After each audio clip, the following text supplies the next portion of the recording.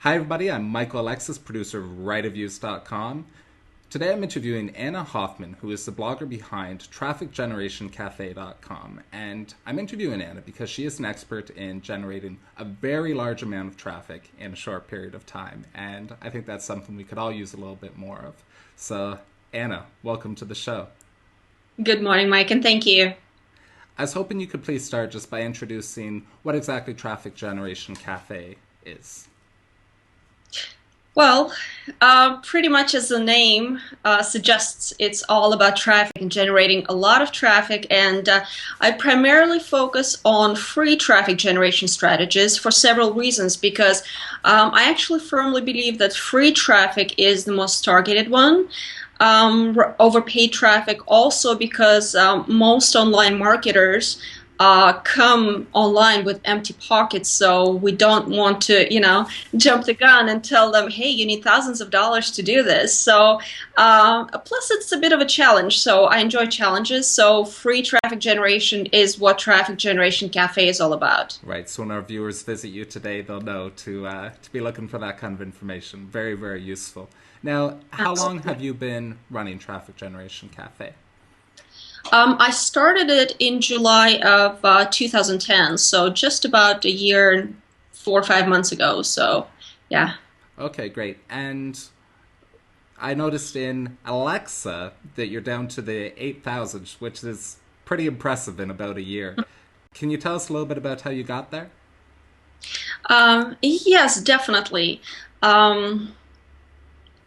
Where to start? Well, basically, I think the main point of any blog when it first gets online, the main goal should be to become an authority in a niche subject. Once you become an authority, it becomes much, much easier to drive traffic because people hear about you, they see you all over other blogs, so traffic kind of comes naturally after that. It's getting to that point where people have problems with. And as I said, my blog, I didn't know when I crossed that line of being an authority blog, but once my readers started telling me that, that's what they considered me, I thought, okay, I finally made it. So it probably took me about 6 months to get there. So it's very, very possible to do. So if you're new to blogging, I just want to encourage you that it does not take, years and years online to get to where I'm at right now. It's absolutely possible to do. Okay, so maybe two very important questions come out of that. One is, how did you pick your niche? Or, a viewer watching today, how do they go about picking a niche that is going to, be one that can attract a lot of traffic and Sure. also eventually be profitable? Sure. Well, the way I went about it is because I tried an online business before I started Traffic Generation Cafe, and I pretty much miserably failed because of lack of traffic, because I had no idea what I was doing. I had no idea how to bring people to what I had to offer.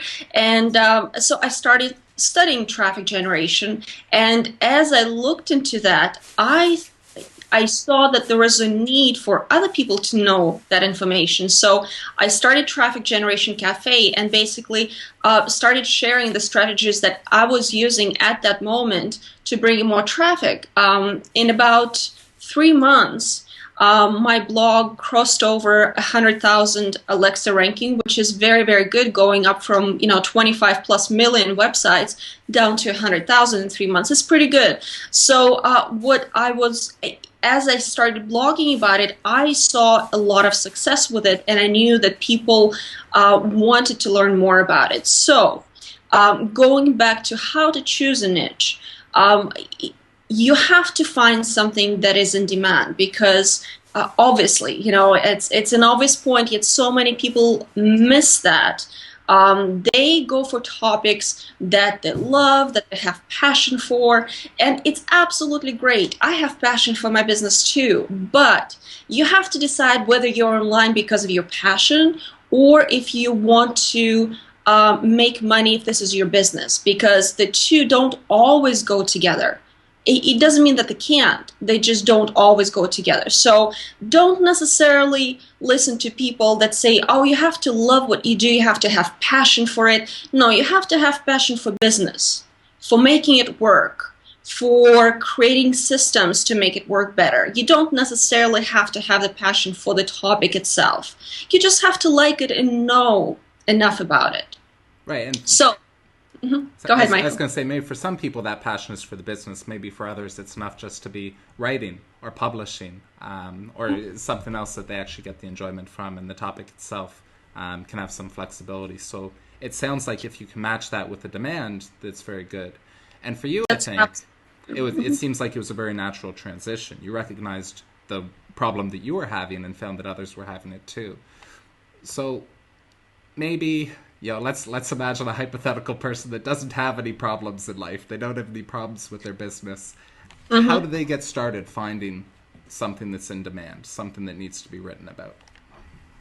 Okay. Oh, good question. By observing and reading a lot. That's probably the best thing that you can do to start your research and to get to that niche, is by reading other blogs, by reading the comments on other blogs, see what kind of questions people are asking, go to forums, see what it is that people want to learn more about, and see if you can match that with the knowledge that you already have, or the kind of knowledge that's easily obtainable. And I think that would be the best way to start something like this. For instance, if you want to get into blogging, I wouldn't recommend that you, being a brand new blogger yourself, start a blog about how to make money blogging, right? I see people do that all the time, and I'm thinking, you've been online for 2 months. You're asking me questions how you can generate traffic to your blog. You're making zero, and you probably will be making zero for a while until you get established. So how is it that you picked a niche that requires you to have experience in that? Right. So don't do that. On the other hand, if you're a brand new blogger and you decide to start a blog on how to start a blog, and kind of journal your journey, from how did you choose the platform, how did you choose the web hosting company, what pitfalls to avoid. That could be interesting. So it does have to stem from your experience. You can't just, get it out of thin air, decide, oh, there's interest in it. Even though I have no experience in it, I'm just going to write about it. It's not... It won't go, because people will know that you're faking it. When I started Traffic Generation Cafe, I proved to people that I knew what I was talking about by getting traffic to my own blog. So that proved that I knew what I was talking about, and my strategies did work. So you kind of have to not just talk about it. You have to show how to do it, and that you are doing it to be successful. Right, and it does seem like there are a lot of blogs out there, new bloggers who take the position. It's kind of sad, right? I'm an expert. Here's how you make money blogging. And I read it. Sure. I remember there was a pro blogger post about it, and the position that author took was the reason so many people are doing it is because it's what they're reading about themselves, right? It's what they're interested in. It's what they're trying to learn about. So, maybe it's this natural transition trying to write about it too. But like you said, if you don't have the experience, if you don't have the authority to back it up, it's kind of hard to imagine that you're going to get anywhere with it. So hopefully we can inspire those people to pick a different niche, if nothing else today. If I may, there was one more thought that I had on that. Please. Also, when you write a blog, it's very, very important not just write about what everybody else writes about. I get guest post requests all the time, and they write about how to start a Facebook fan page. Well, 5 years ago, maybe that would have been a great topic to talk about, but at this point, it's just not interesting. It's what you can find on every other blog right there. But if you take, let's say, Facebook fan page, the same example, and turn it around and see, well, how can you build a list, an email list, with a Facebook fan page? So you're still talking essentially about the Facebook fan page, but your approach is entirely different in something that not everybody's talking about. So take the topic, that you read about everywhere else and put a new spin on it, or a different opinion, or disagree with it, but do something different. You can't just retell the same old information that you can find in every other blog. Nobody will read it Right. other than your friends. Find a way to add value to the conversation. Exactly. And maybe it's not nice to disagree, but I'll say the people that rely heavily on comment love links might read it and post a comment in response, because it does seem like some of that goes around the web too. Let's Definitely. let's go on to the second half of what you initially said then, which was this idea of establishing authority. And it sounds like you were able to do that pretty quickly as well. You know, you proved that you got the traffic to your own site, and that people started referring to you as one. So how does a new blogger go about establishing authority? Well, first of all, it comes down to basics. It always does. You know, people think that there's a silver bullet to all of this, and, you know, if she made it, she must have a secret of some sort. So there's no secret. I hate to tell you. And I'm sure a lot of authority bloggers will back me up on that. The really, truly big secret is your content, how you present your blog, how you stand out. Because people have to come to your blog and say, wow, I've never read this before. This is amazingly helpful to me. I want to come back and read this again. Okay, you have to blog that way. Just to give you an example of how I came up with it, as I said, you know, I didn't really know what I was doing before I started Traffic Generation Cafe.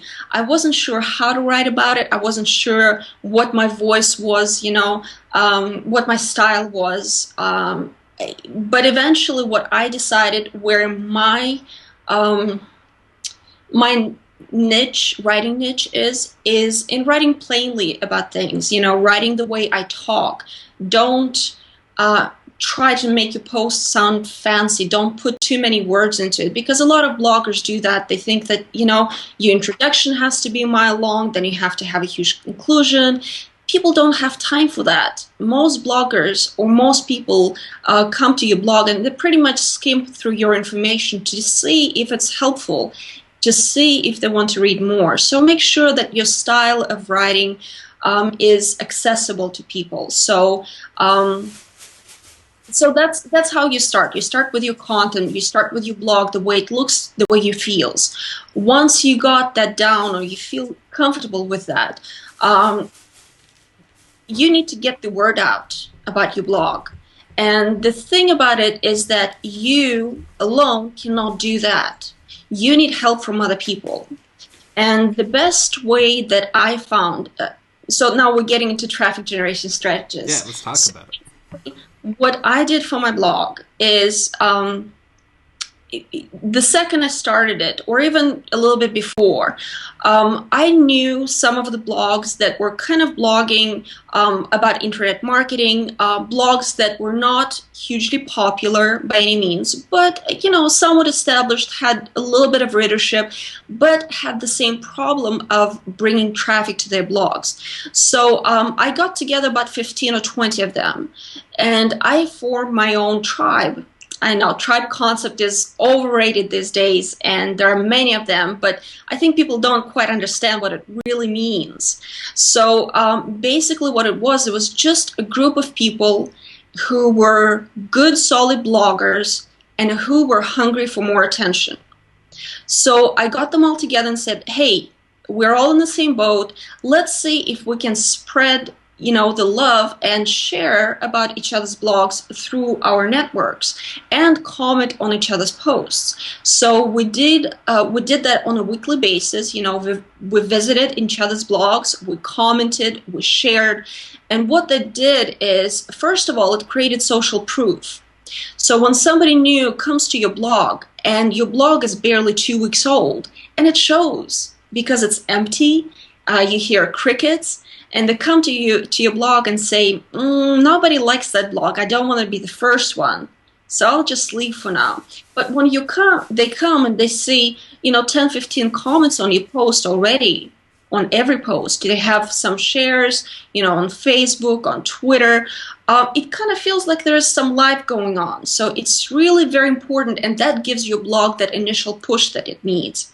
Plus, you learn from each other, and as you comment on each other's blogs, other visitors who come to your blog see those other names in the comment section, and the natural relationship starts developing, and they start to recognize you, throughout the blogosphere.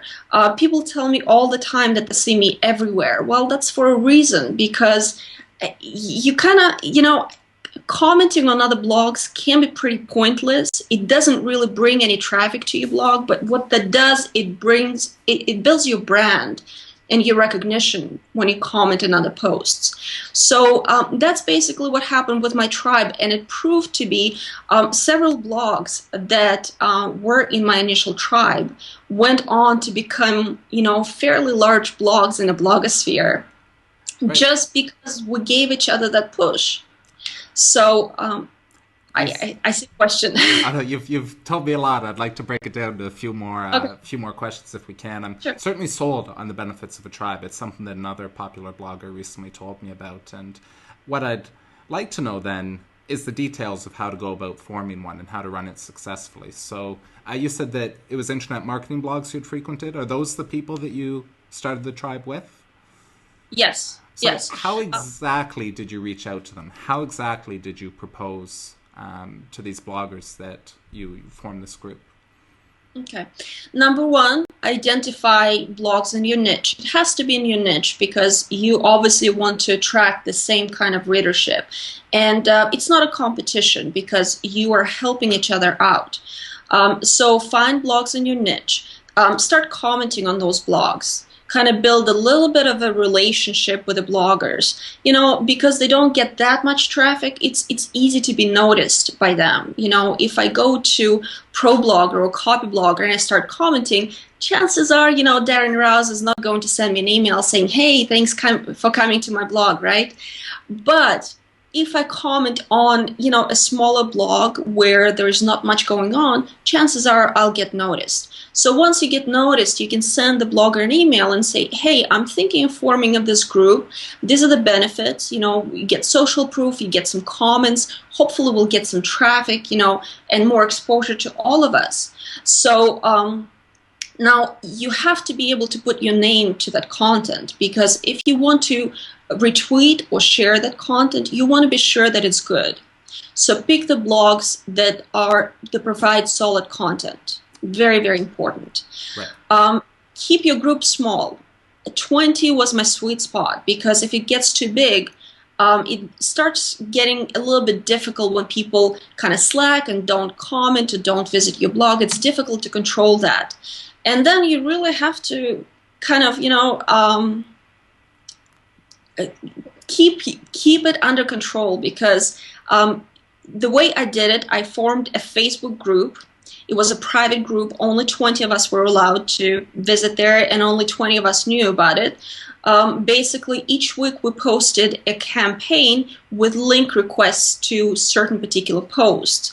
So everyone who wanted to participate in a weekly campaign was supposed to comment on all the other blogs, all the other requests. So each of us would get about 10 to 15 comments per post. If somebody didn't comment, I would have to send them an email or boot them from the group eventually. So it is hands-on, but it does pay off. So did that answer your question? Oh, it sounds like, yeah, the very, very practical steps of organization. And I was curious about that last part too, what to do when people aren't pulling their share, when they're not commenting, etc. So you would just block them from the group then. They were no longer part of it. Absolutely. You just tell them, hey, we all have to take part of this. If you don't have the time, I understand. Come back when you do have the time. So you kind of have to be strict about it for it to work. So more traffic generation. You've had this group of 15 or 20 people. Maybe they've been going for a few weeks or months, and you've got a foundation of community on your site, and other people are starting to see that. So like you said, it looks more alive. What's the next step then? Because we don't just want 15, 20, even 100 people visiting our site. We're looking for thousands. So Of course. what You are have to. the steps to getting that big traffic? Okay. We have to find the traffic sources that bring immediate traffic. Now, let's take a look at this. There's such a thing as short-term traffic and long-term traffic. SEO traffic, for instance, is more of a long-term goal. You can't count on that to, for that traffic to start pouring in. So we need to find outlets that will bring that short-term, hopefully targeted traffic. And in my case, social media proved to be one of those traffic outlets. Now, I know that many people don't really like social media. I don't like it either. I'll be honest with you. It's not that it's a waste of time, but it is a waste of time. I'm a business owner. I've got things to do. So, but if you look at it from a different perspective, is social media has a lot of people that need what you have to offer. People who don't know how to find you. They don't know that you offer quality information. And it's your job to find them and to bring them to your blog. Now, this is very debatable, and I know many bloggers will disagree with me. But hear me out. For me, social media is just a way to find people who are interested in what I have to offer and bring them to my blog. My job is not build relationships with them on Twitter or Facebook, because if Twitter shuts me down tomorrow, which has happened before, then I lose contact with all those people. So you need to figure out the way how to introduce yourself to those people and how to bring them back to your blog in a way that is not threatening to them, that you don't come off as selling yourself to them. And I figured out such a way, and I figured it out very quickly after I got on. I was really brand new to Twitter back then as well. I just started a couple of months prior to starting Traffic Generation Cafe. So what I did is, there goes my big secret. I have a post. I know. I'm spilling the beans. I have a blog post on my blog that, as of right now, has close to 2,000 comments on it. The blog post basically says, promote yourself and your business. And I created it specifically for people who are my brand new Twitter followers, who I sent a direct message to when they start to follow me, inviting them to come and promote their business on my blog. No strings attached. I don't want to self-promote. If they come to my blog, comment on that post, leave a bunch of links and leave, that's fine with me, because that's the point of it. But many of them come to my blog, leave a comment on that post. In that post, I also said, hey, once you finish leaving a comment, these are the things that you can do on my blog. Why don't you check out these posts that might help you to build more traffic to your blog? So make it interesting for them and give them something to do after they promote themselves. So this proved to be a huge traffic generator right off the bat, because nobody does that. Nobody says, hey, come to my blog and promote yourself. Don't worry about anything. Just leave a bunch of links and, it's cool with me. So that was a huge spike in traffic for me. And as I said, many people stayed, and they're actually still my readers as of today. So it does work. Traffic is targeted. And they did wonders for my blog. So this is one of the very quick traffic generation techniques that you can do. I really like that, and I appreciate you sharing your secrets. So Absolutely. Make sure I have it straight. It's sort of a 1-2 punch. It's the new Yes. Twitter followers get a private message that says, hey, come check out this post, promote yourself however you like, share your links. And then also within that post on the page, you have, these are some other resources, other references within your own blog that might be useful for them. So draw them in a step deeper. Okay, Absolutely.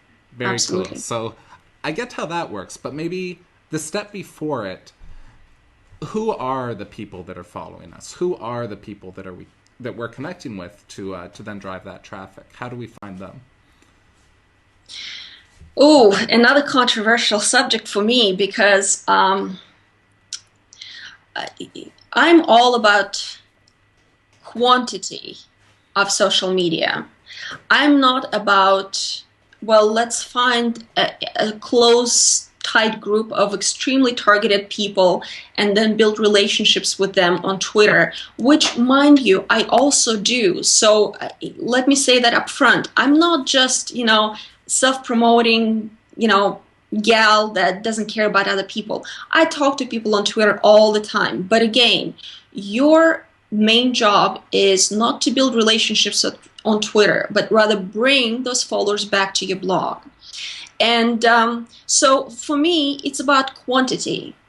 The more followers I can get to come to my account and get to follow to my blog, the better, because that increases my traffic generation. And basically what I do is I let them decide if they want to become my targeted traffic or not. And let me explain what I mean by that. When you send that message, the Twitter message, right, it's very generic. Anybody can come to my blog and promote themselves. Anyone. So it doesn't mean that it's targeted traffic right there and then. However, my niche is such, traffic generation, is that people who come to me through Twitter already have an online presence of some sorts. Otherwise, they wouldn't come, right? So that in its own qualifies them. So I have people that are small business owners, that have e-commerce websites, that are internet marketers. I mean, all kinds of people that need traffic generation. So I happen to be in a very good niche that kind of has a very broad net as far as the target audience is concerned. But anyway, so on Twitter, again, my net is very wide. I follow different bloggers. I follow followers of bloggers. Basically, my goal is to let everybody know about Traffic Generation Cafe. And once they're at my blog, I let them decide by my content whether they feel like they want to stay and come back. So I know many people will argue that it's not really targeted, but let me tell you this. My conversion rate on my Promote Yourself page is extremely high, much higher than anywhere else in my blog, which proves to me that those people do come and stay. So let's say if you are in a weight loss niche, get away from traffic generation and make it work for someone else, right? So weight loss niche, what you do is you find bigger blogs or products that are in the same niche. You start following those bloggers, you start following people that they follow or that follow them, because the idea here obviously is that they must be interested in weight loss in some shape or form, right? So your point is to follow as many people who show interest in weight loss, and again, create, I don't want to say bait, but really what it is, create an incentive for them to come back to your blog and check it out, and then back up that incentive with solid content on your blog. Does that make sense? Yeah, oh, absolutely. I'm starting to get really excited about Twitter. I kind of wish that it wasn't blocked here in China, but it's something I can find other ways to overcome, I'm sure. Yeah. Now let's keep going. That sounds like a very useful way to use Twitter. What about other social media? Facebook, LinkedIn, things like StumbleUpon. Have you found secret tactics to take advantage of huge traffic from those sources too? Well, I think my suggestion here is don't be a jack of all trades.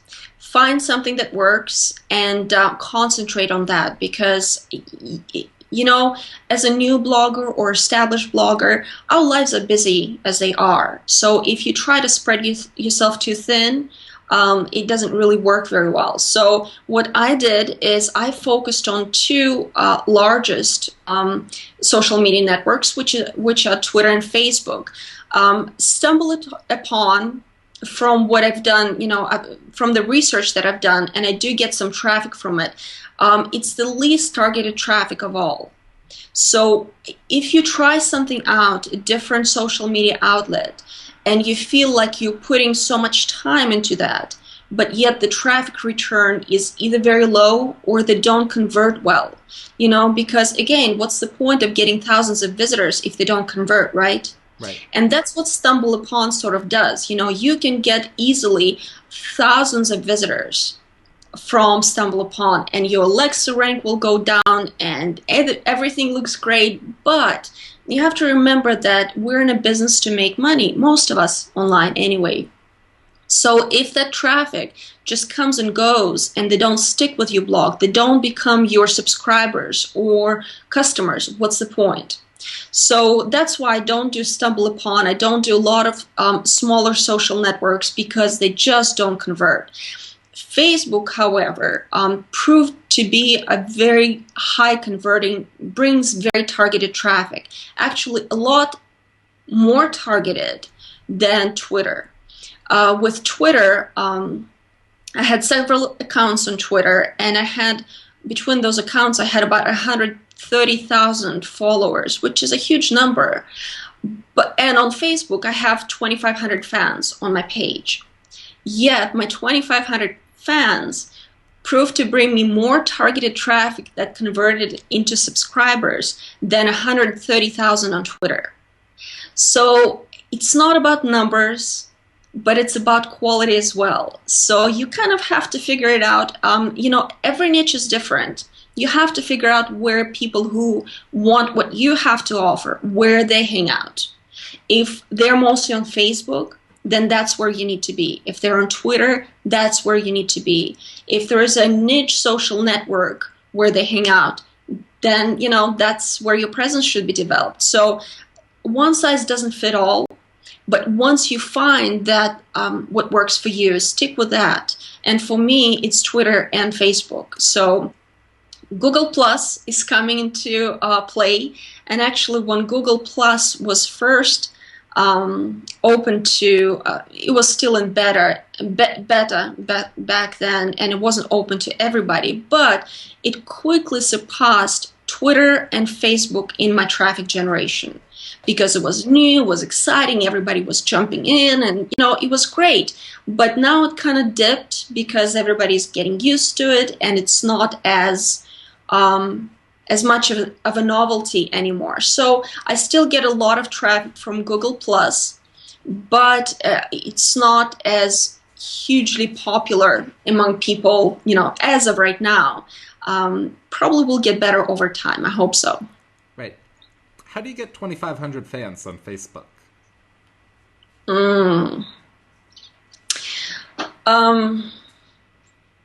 Good point. I think you kind of have to, all of these things come together as your blog becomes more and more of an authority. It goes back to that. Once people feel that you are an established entity in your niche, they will want to follow you. So in the beginning, it was difficult.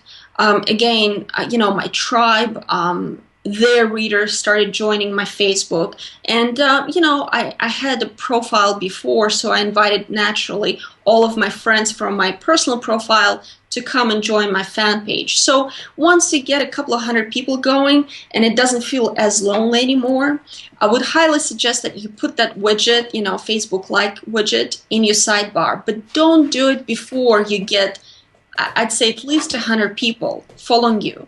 Otherwise, it's negative social proof. If not enough people follow you and you're putting that widget in your sidebar, then people kind of feel like, well, might probably not worth liking you. So don't do that. That's a very big mistake that a lot of newer bloggers make. They put all kinds of widgets in their sidebars that basically, affect negatively how they're perceived in the blogosphere. So once you have a couple of hundred people on your fan page and you put that widget in your sidebar, it just happens naturally. You really don't have to do much because people naturally will start joining your fan page. I took that widget out of my sidebar recently just to see how it goes. And my count is still going up because people are searching out for my blog at this point and joining me anyway. So that's what authority does. And that's why I think it's so important for you to get to that point where people say, wow, you've been online for a year only? That's what I hear all the time. I thought you were online forever and traffic generation has been around forever. Well, it hasn't. It's a brand new blog by anybody's standards. So, get to that place and do whatever it takes to get to that place to be recognized as an authority in your niche. Now, do you pull people from Facebook to your webpage the same way you do as with Twitter? It works a little bit differently, but you have to engage them. That's the main thing about Facebook. Don't just post a link to your latest blog post. Ask them a question. Ask their input. Once you do that, you will pull much more interaction, both on your fan page and bring people back to your blog post. So with Facebook, the trick is definitely just engage your fans in some way and don't just post, a link to your blog post. What kind of questions? Well, for example, would do. Yeah, for instance, I just this morning I posted a link to my friend's blog post, Lisa Irby from tocreateawebsite.com, and she had a very interesting article on her blog about how bloggers actually make money because, even many established blogs don't really make much money, but it looks like they do. So I think that's an important topic to talk about and to be transparent about is it really possible to make money blogging?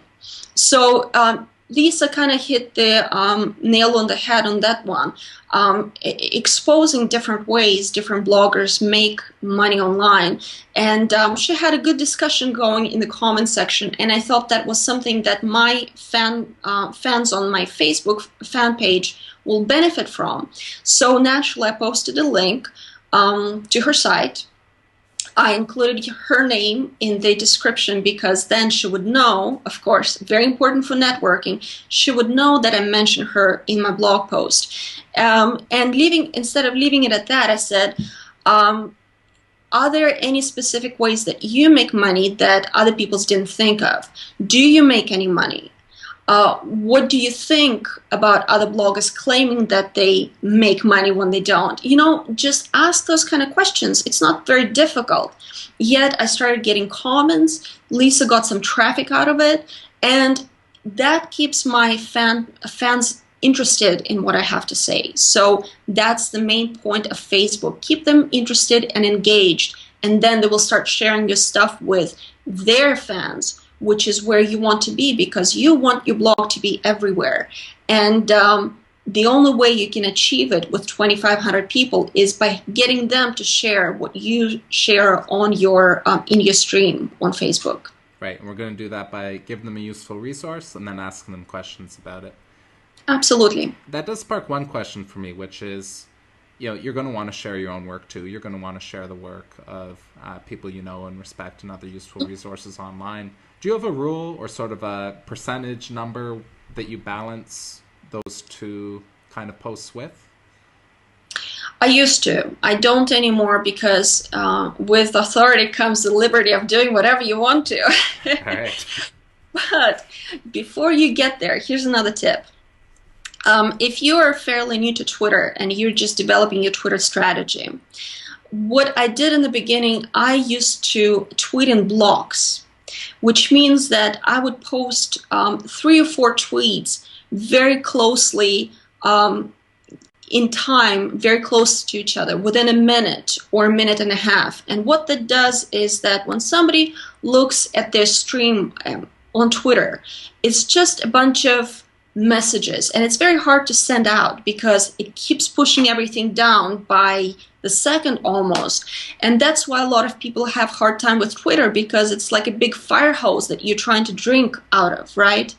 But if you post, let's say, 4 messages within a minute, chances are all those 4 messages will come up uninterrupted in your follower stream, and that will make you stand out.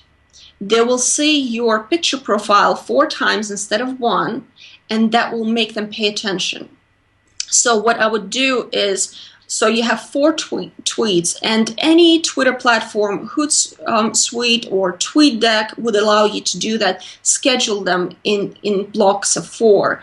So the first 2, for instance, would be links to other blogs, to the bloggers that I enjoy, and good solid posts. Then the third one would be a quote of some sort, because people love quotes. It's something that gets retweeted all the time. So it would be a quote. And then the last one, it's very important, it has to be the last one, is a link to your own blog, because the last tweet will show on top of your blog. So if the chances are people will click on the top link first. So keep tweeting in those blogs, 4 or 5 times a day. So that's, 20 tweets a day. Out of 20 tweets, only 4 of them are to your own blog. The rest of them are either promoting other bloggers, which is make sure that you obviously mention their Twitter handle when you do that, so that they will see that you're promoting them and build relationships with them that way. So, about 20-25% self-promotion, the rest just be useful to other people. Do you worry about irritating your followers with sort of blocks of content, or? Never had a problem with it, quite honestly. And my take on it, and that goes for anything, my readers, my followers, my email list subscribers,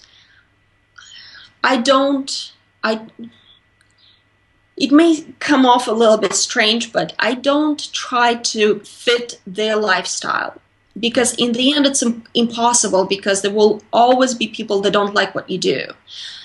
Decide what works for you, and if somebody unsubscribes or stops following you because of it, oh well, there's nothing you can do about it. So this was my Twitter strategy. I never heard any complaints, because again, I provided a lot of value. It's all about value. Don't post tweets about not such great content just because asked you, or you feel like you need to. Don't do that, because that's how you get unfollowed on Twitter or on Facebook. So make sure it's valid content and people won't mind. So I never had any problems with it. I'm glad to hear that. I feel a little bit more comfortable with my plans to implement your tactics now.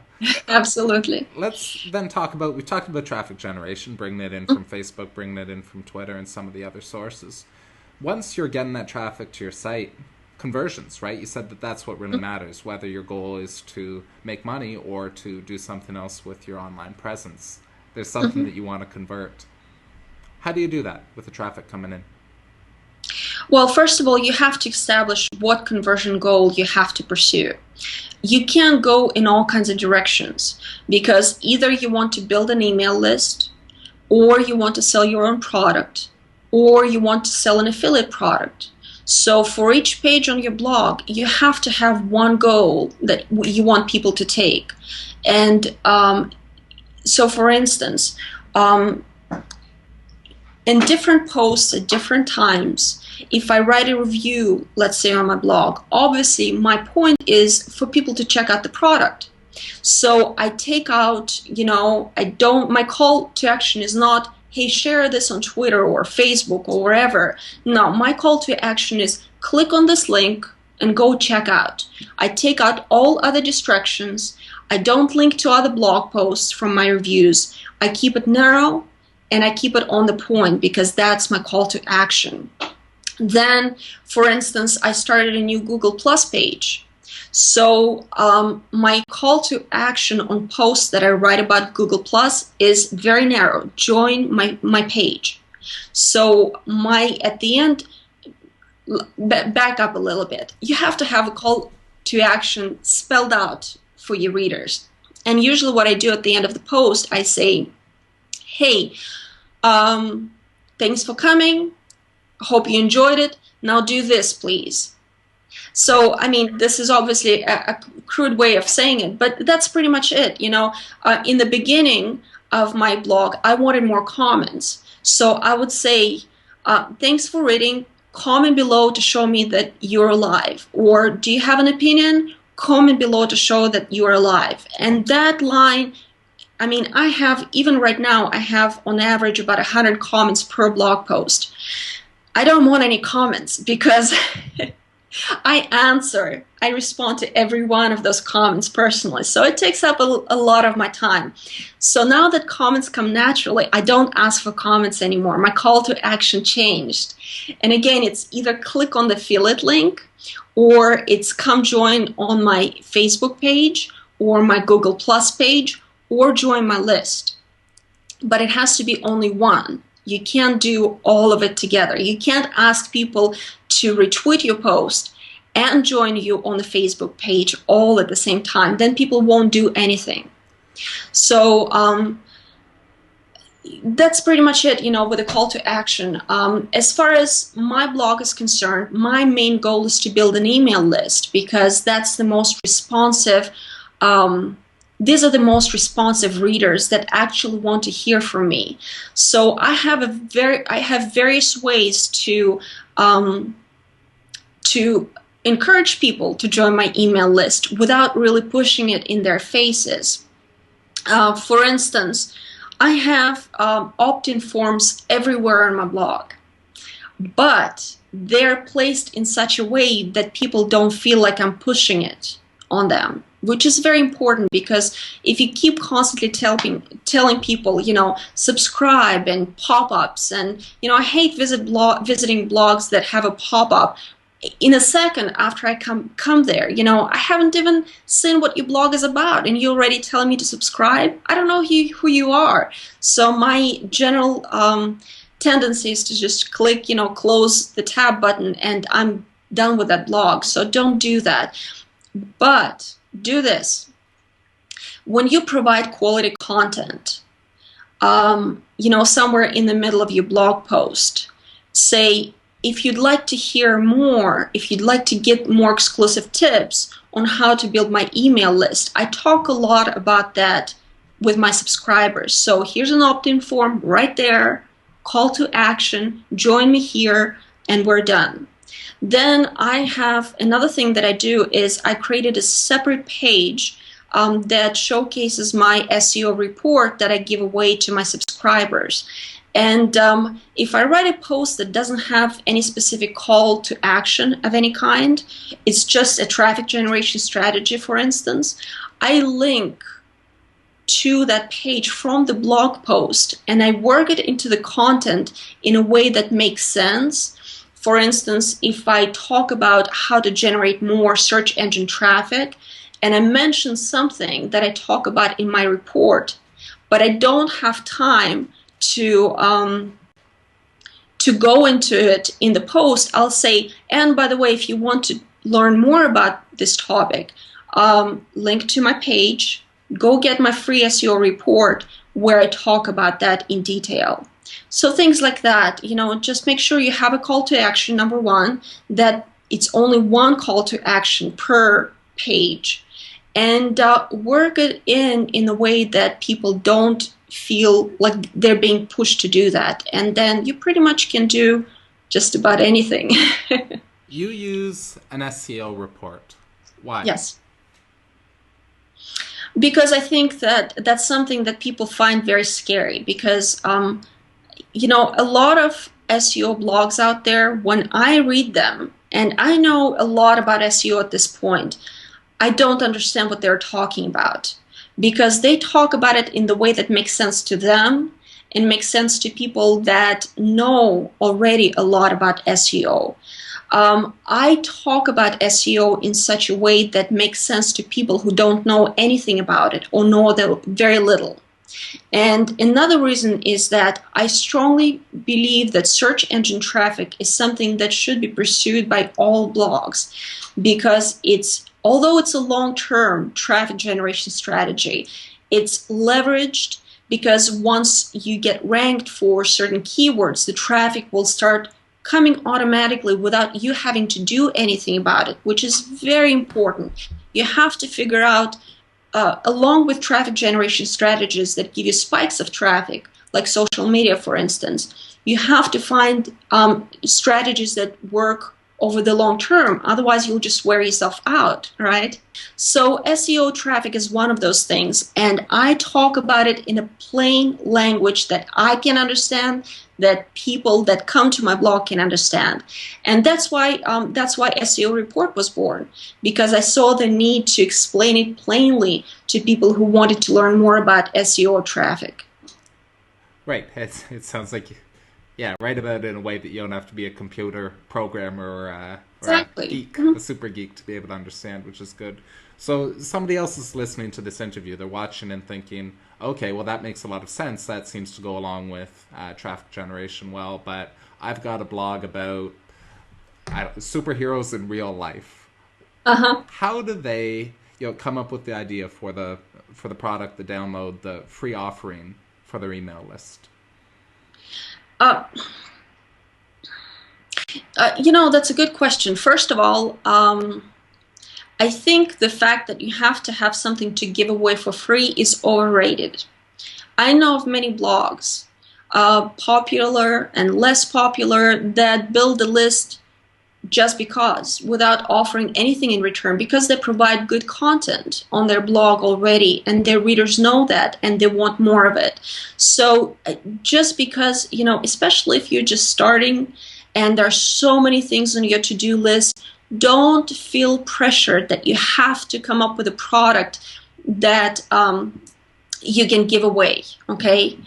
You don't have to. You have to start a list from the beginning. I strongly encourage you to do that. Don't wait until you have, 500 unique visitors per day. Start your list now, even if you're brand new to this. So first of all, you don't have to have something to give away for free.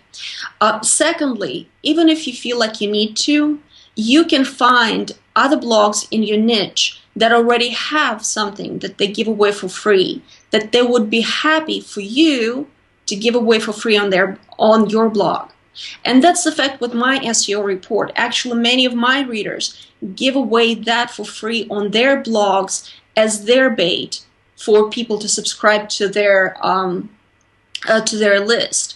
And my SEO report is completely entirely free. I tell my readers, if you don't have anything of my own, just give away mine, because, that gives you time to come up with something of your own. That gives me, obviously, exposure, and that builds their list. So it's really a win-win for everybody. So if you don't have anything of your own, find someone who's willing to give theirs so that you can offer it to your readers. So, but in the end, it's not about a link bait. It's not about an email list bait. It's about the content that you provide after somebody opts in. That's yet another step, is the retention of your readers. First we talked about traffic generation, then conversion. How do you get them to convert, in my case, to my email list? But then how do you get them to stay? That's another big thing. I don't want to see unsubscribe rates. I want to see click-through rates. I want to see open rates. How do you get them to do that? And what works for me is I don't do canned emails. I don't do preset automatic messages, 20 messages spread out through, 2 months, 3 months. I only do live emails. And that works great for my readers, because the very first email that they get from me is the first and only canned email they'll ever get. And I tell them that in that email. I say, hey, this is just to say hello. I won't do this again. This is what you can expect from being on my list. I give a ton of free value, but I also promote some products every once in a while. So, you have to be ready for that. You have to tell them that. And also another thing that I do that nobody else does, and I don't understand why, I say hello personally to every single email subscriber that joins my list. It's not very difficult to do. I use Aweber as my autoresponder service, and they send me an email each time somebody subscribes. So, at the end of the day, it takes me about 10 minutes, maybe 15. I just click on each one of those notifications, and I type up a quick, hey, so you joined my list, thank you, welcome, I'm here if you need any help, Anna. Boom, sent out. And it's amazing that how many relationships I've built that way, because people respond to me and say, hey, wow, nobody ever did that to me. You're actually real, and you respond to your emails. So I know about my email subscribers. I know a lot of them by name. I know, how many kids they have, what their challenges are. And that's how you retain your readership and your email subscribers. And that's how you make your list work, by building those personal relationships. Because building a huge list and marketing affiliate offers to them might have worked a few years ago, but it doesn't anymore. You have to come up with a different approach. And I think this is the age of going back to doing personal networking with people. That's very cool. I like the idea of responding personally to every new subscriber. What I'm curious, though, is how you do that in such a way that they know you're a real person. Because, I'm sort of imagining I just signed up for an email list. I get an email from the person that says, hi, Michael. Thanks so much for joining my list, Anna. And I still just think it's a robot, right? How do you customize it in such a way that they know that it's actually you, that you're actually putting in, that little bit of time at the end of the day? Well, there are a couple of things that you can do, and it gets a little tricky. Sometimes it works, sometimes it doesn't. When I respond to a notification from Aweber, in the subject line, I type up good morning, good afternoon, or good evening, depending on what time of day it is, to let them know that, hey, it's nighttime, I'm sitting here in front of a computer, and I'm typing this message live. And I get a lot of, wow, either your autoresponder is that good that they know what time of day it is, or you're actually sending that live. And I write them back and say, yep, all me. So simple things like that make a difference. Okay, I like that. And it does occur to me that perhaps an autoresponder could be that smart, but... No, they're not. Sometimes I wish that they were, but they're not. You kind of have to... Yeah, to this interview, you could go build that service. It sounds useful.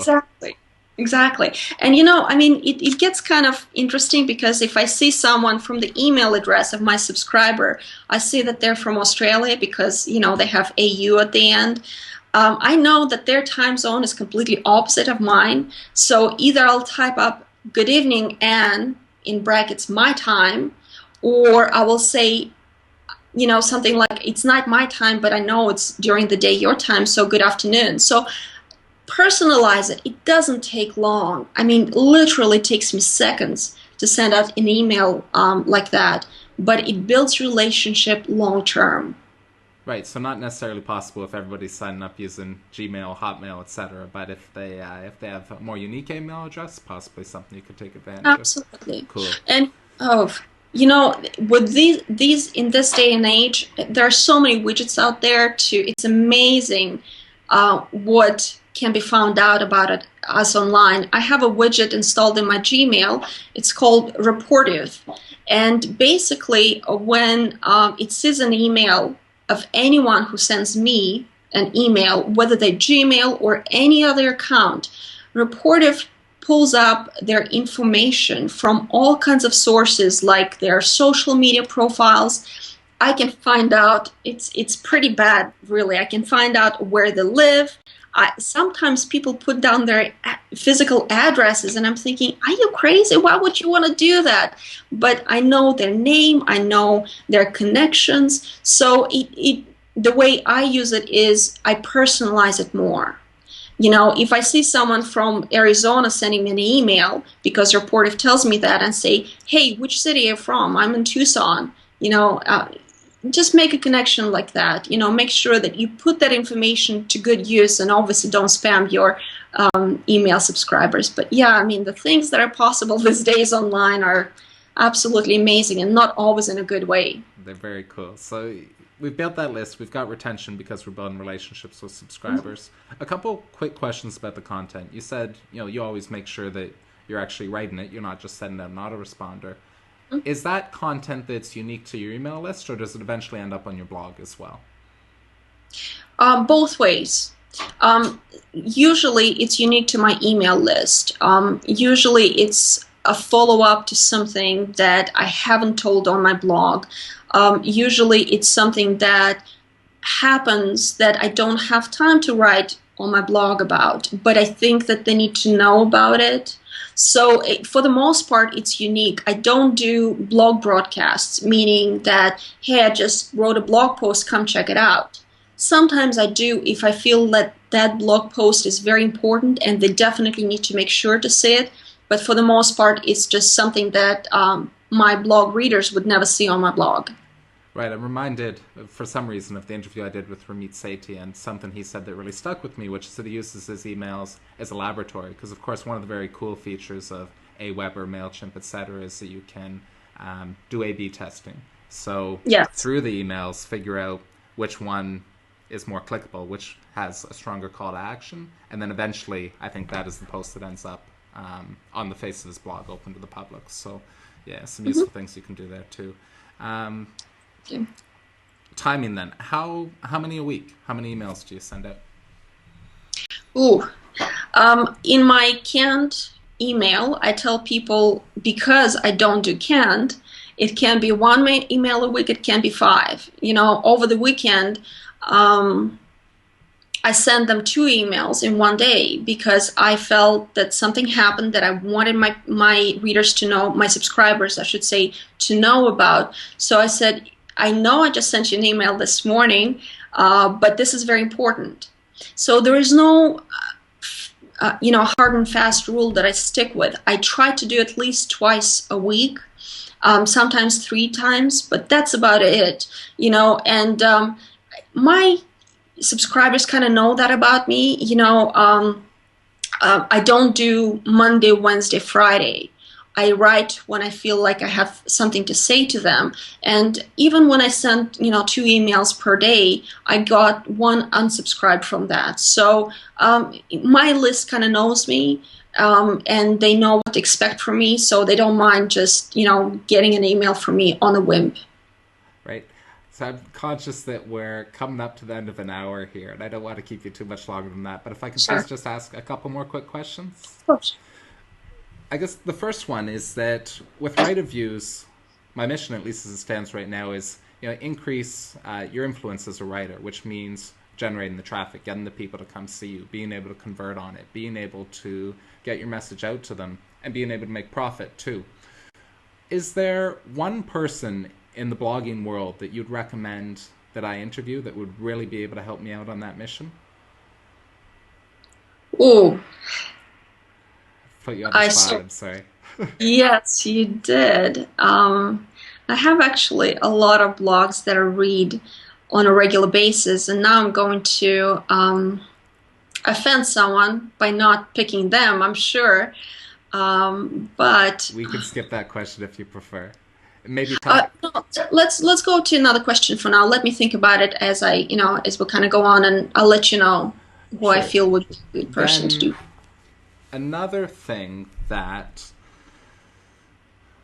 I think is useful for people is to hear more about resources. So you talked about the email list. You use Aweber along with Gmail.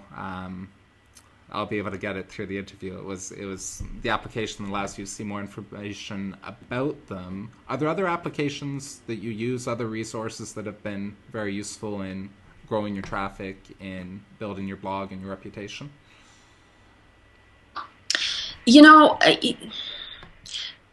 day and age, there's so many different products out there, different courses, different everything, and I was a sucker for all of that when I first started because I felt like I needed all of that. But in the end, free traffic generation means that free.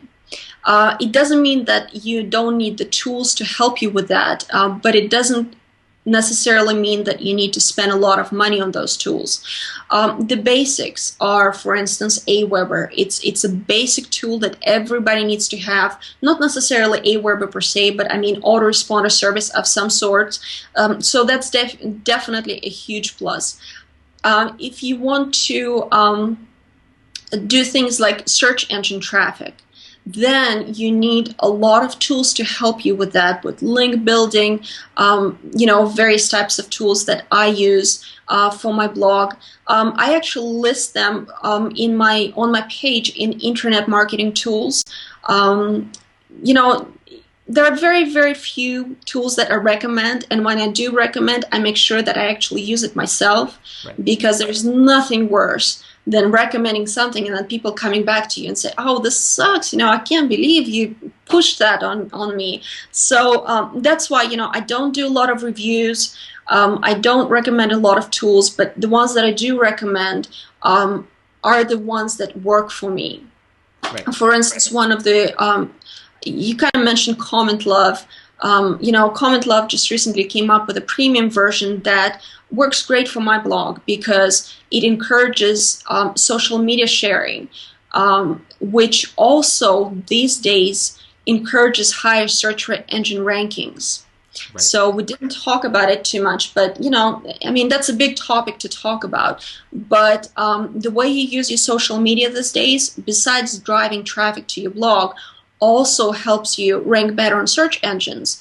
And that's how I use my Comment Love plugin, is by giving people incentive to share my post with their social media crowd. So a great resource.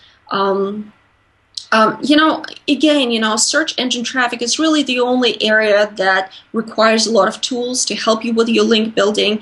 Other than that, most plugins are free.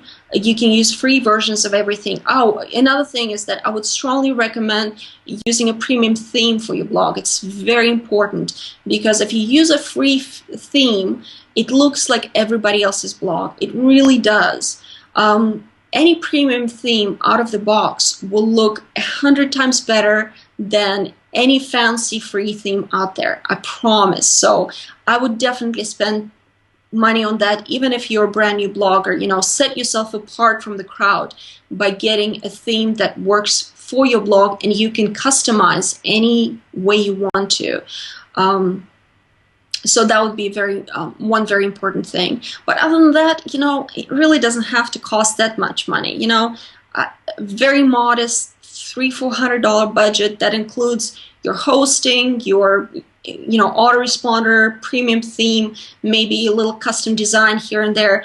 That will get you started. It sounds like a lot of money to some people, but if you think about opening a franchise or a small business across the street, that will cost you hundreds of thousands. $300-400 is really not that much money. So I definitely suggest that you invest that kind of money in the way your blog looks and feels, so that right off the bat, people come to your blog and they feel professional, clean design that invites them to stay. Otherwise, what's the point of driving traffic if you can't retain it on your blog?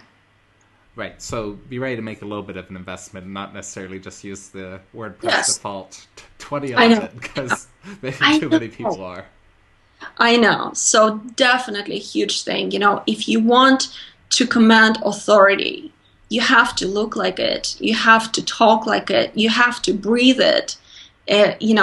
So definitely have to have a premium theme of some sort. Sure. Yeah, maybe we can come back to that question of the one blogger that I should interview next, or... Yes, I thought about it a little bit, and I actually already mentioned Lisa Irby of To Create a Website, Yeah. and she really impresses me in many ways, because her blog is very popular, her site is very popular, but she's very under radar.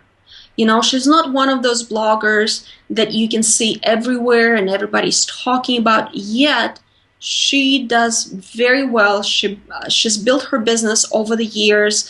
She gets a lot of traffic from the search engines, and I'm dying to ask her how she does it, because I always, love hearing those kind of secrets. She's very transparent. She has very good following, loyal following. So I think she would be incredible for you to interview, definitely. All right, I'll see what I can do about getting that interview and asking those kinds of questions to Absolutely. make sure this is useful for everybody. Last question then is just one piece of advice. So, somebody's inspired by this interview. They want to go out and create tons of traffic of their own. What's one thing they can do this afternoon to get started? Okay. Number one, take a look at your blog impartially and try to answer this question. If you were a casual visitor, would you stay on your blog and read it? Remember, when somebody comes to your blog, they have just a few seconds to decide whether they're going to even scroll down. So make sure that your presence online warrants your readers to scroll down and stay and read. This is number one thing that I would do. And number two thing that I would do is, after you make sure that your blog is up to par, sit down and write a guest post. Pick a blog in your niche that gets a lot of traffic. Do some research on that blog. See what kind of posts get a lot of traction, what readers are interested in, and take several hours and write that first guest post, because people talk about it all the time, yet few bloggers are actually using that traffic generation strategy. And it's incredible because you can borrow an A-lister traffic and bring it to your tiny nothing blog within days. It's the best traffic generation strategy out there that works for traffic generation, for link building, which is great for your search engine traffic long term, and for branding. All of a sudden people will start saying, Mike Alexis or Anna Hoffman all over blogosphere, and we are brand new in this business. It doesn't get any better than that. So I would suggest those two things. There's somebody that I'm looking forward to interviewing soon. It's just a couple of days from now. Danny Iney of Firepole Marketing. And I love Danny. I noticed that he's guest posted a few times on your blog, and I'm very interested to learn about his guest posting strategy, because it looks like a whole lot of them in the last year, but to great effect. So I know. He is amazing. He's been online since January or February, so less than a year, and everybody knows him. And it's all because of guest posting. He doesn't do search engines. He doesn't do anything. He just does guest posting. So yeah, I would love to hear to that interview, because I think that would be great. Great. I'll be sure to send you a quick email when it's live. Absolutely. All right, Anna, thank you so much for doing this interview, because it was a very, very valuable one as well. I'll thank the viewers for their time watching, and I'll send you the link when it's up, when it's live. Sounds good. Have a wonderful night, and thank you again. I appreciate it. Take care, Anna. You too. Thanks. Bye. Bye.